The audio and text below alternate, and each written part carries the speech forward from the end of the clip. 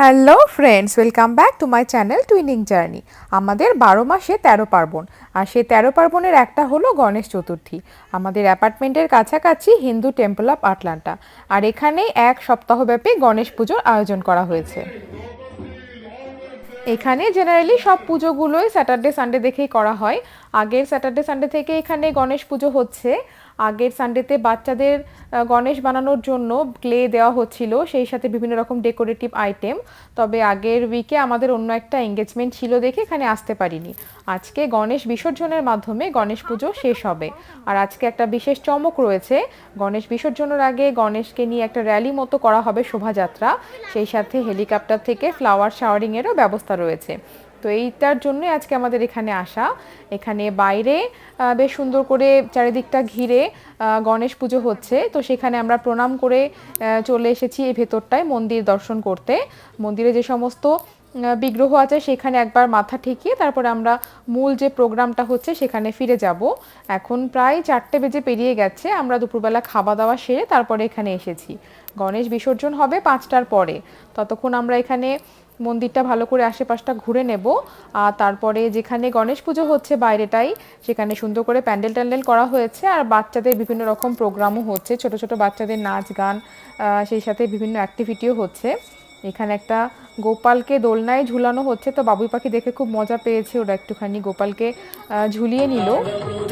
এই গোপালের দোলনাটা ভীষণ সুন্দর, খুব ভালো লেগেছে।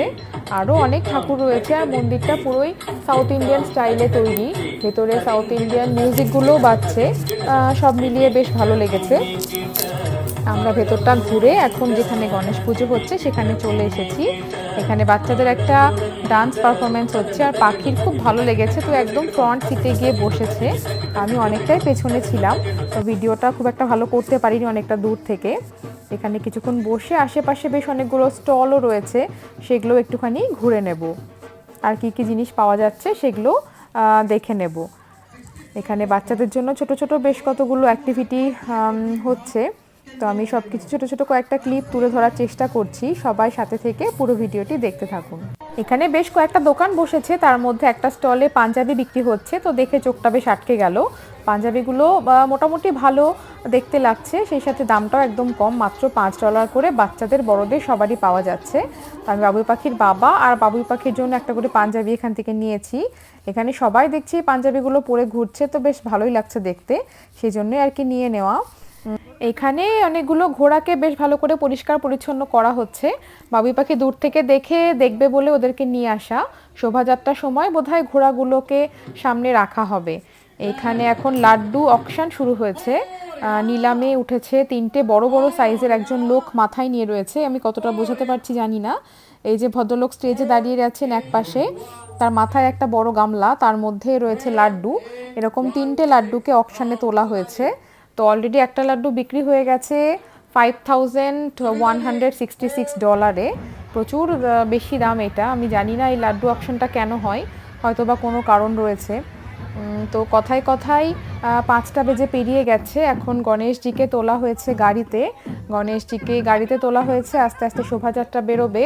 বাচ্চারা আশেপাশে আবির নিয়ে খেলছে, বড়রাও রং খেলছে। আমার একবার মহারাষ্ট্রে যাওয়ার খুব ইচ্ছে ছিল গণেশ পুজোর সময়, কেননা বিভিন্ন সিনেমাতে দেখেছি যে গণেশ পুজোর বিসর্জনের সময়, গণেশ পুজোর সময় মহারাষ্ট্রে খুব ধুমধাম হয়। অনেকগুলো সিনেমাতেই এই দৃশ্য দেখা। তো আজকে এখানে এসে সেই শখটা সত্যি পূরণ হয়ে গেল। যদিও বিদেশের মাটিতে রয়েছি, কিন্তু এখানে এসে সেই শখটা আজকে সত্যি পূরণ হলো। খুব ভালো লাগছে, রং খেলছে চারিদিকে মানুষ, আবির খেলা হচ্ছে, সেই সাথে সমানে গণপতির গান বাজছে। ছোট ছোট বাচ্চারাও খুব মজা করছে। আমরা প্রায় অনুষ্ঠানের শেষ পর্বে চলে এসেছি, আর কিছুক্ষণের মধ্যে এখানে হেলিকপ্টার চলে আসবে, আর সেখান থেকে ফ্লাওয়ার শাওয়ারিং করা হবে। সেই প্রতীক্ষিত মুহূর্তের জন্য সবাই অপেক্ষা করছে। এতক্ষণ ধরে যারা ভিডিওটি দেখলেন সবাইকে অনেক ধন্যবাদ। ভিডিওটা ভালো লেগে থাকলে অবশ্যই লাইক শেয়ার কমেন্ট করবেন। চ্যানেলটিকে ভালো লেগে থাকলে সাবস্ক্রাইব করে আমার পাশে থাকবেন। হেলিকপ্টার চলে এসেছে, সেই বহু প্রতীক্ষিত মুহূর্ত, যার জন্য প্রচুর লোক এখানে জমা হয়ে অপেক্ষা করছে। আমি একদম কাছে দাঁড়ানোর সুযোগ পাইনি, অনেকটা দূর থেকেই ভিডিও করছি, কতটা কি বোঝাতে পারবো জানি না, তবে ভীষণ ভীষণ ভালো লেগেছে। ভাষায় প্রকাশ করা যাবে না এই অনুভূতিটা।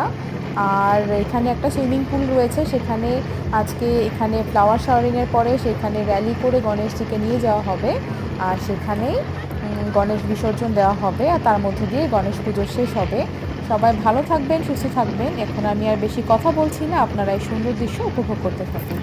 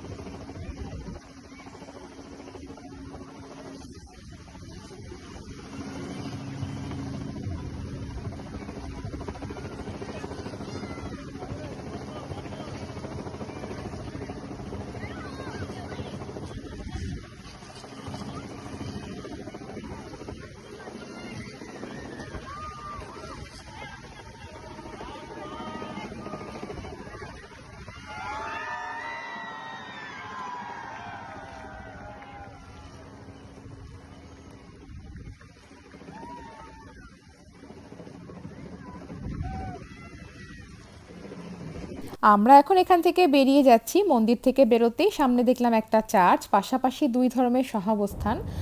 আর গণেশ বিসর্জন দেখা হলো না, কারণ অনেকটা দেরিও হয়ে গেছে, এখনও বেশ কিছুটা সময় শোভাযাত্রার পরে তারপরে গণেশ বিসর্জন হবে, তাই আমরা আর বাকিটা দেখলাম না, বাড়ির পথে যাচ্ছি। সবাই ভালো থাকবেন, সুস্থ থাকবেন, দেখা হবে অন্য একটি ব্লগে।